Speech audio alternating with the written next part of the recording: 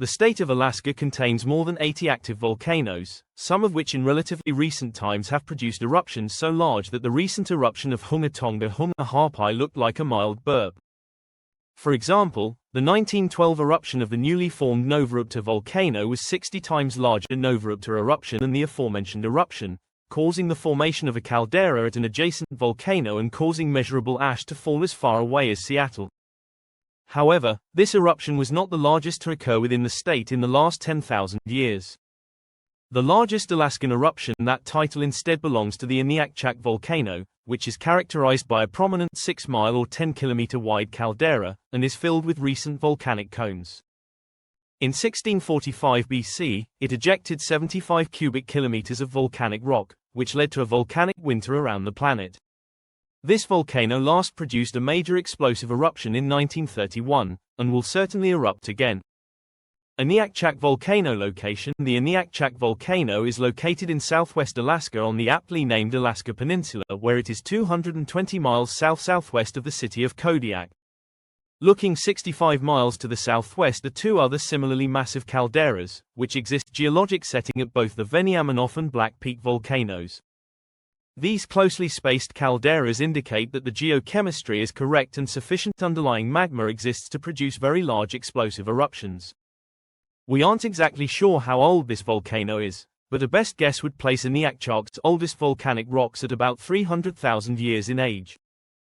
Like other nearby volcanoes, it began forming due to offshore plate subduction several hundred geologic history thousand years ago. When this magma reached the surface, it erupted in an explosive manner, slowly building a large volcanic cone. This volcanic stratocone would go on to produce numerous eruptions from which layers of basaltic andesite lava were interspersed with thick layers of ash.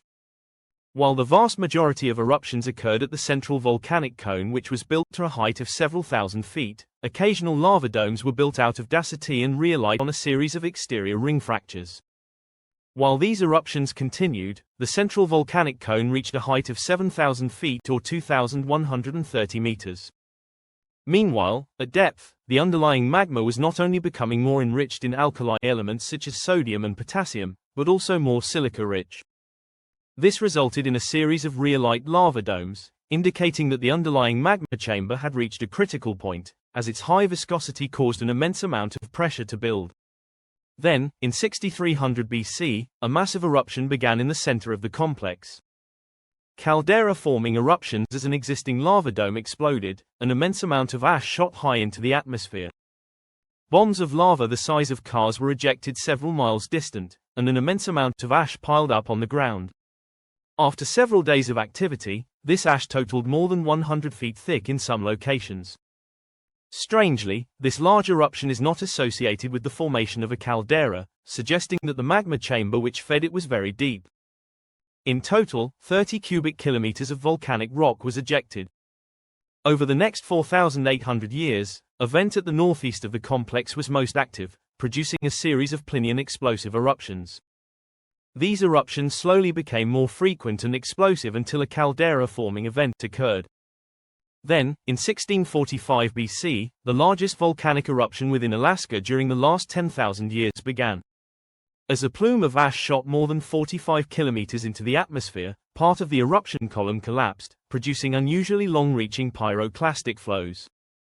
These flows completely burned and buried the landscape in superheated ash, destroying vegetation at more than 50 miles or 80 kilometers from their source. Then, due to the large amount of erupted material, the underlying magma chamber was largely empty, which caused the ground overlying it to collapse downwards, forming a 6-mile-wide caldera. A thick lake later filled the several thousand-foot-deep caldera in the ground, and several lava domes erupted into it. This lake later completely drained away to the southeast, and was followed by the creation of several volcanic cones such as Vent Mountain and Surprise Cone, which produced volcanized explosive eruptions. In 1540, a volcanic eruption equal in size to the 1980 eruption of Mount St. Helens occurred from two of these vents. The most recent eruption of Aniakchak occurred in 1931 when a Plinian eruption occurred from a vent on the western edge of the caldera wall, forming a grouping of 100-meter deep and 250-meter wide explosion craters. Today, the only settlement within direct reach of pyroclastic flows and lahars is the nearby town of Port Hayden, which could be heavily impacted by an unusually large eruption.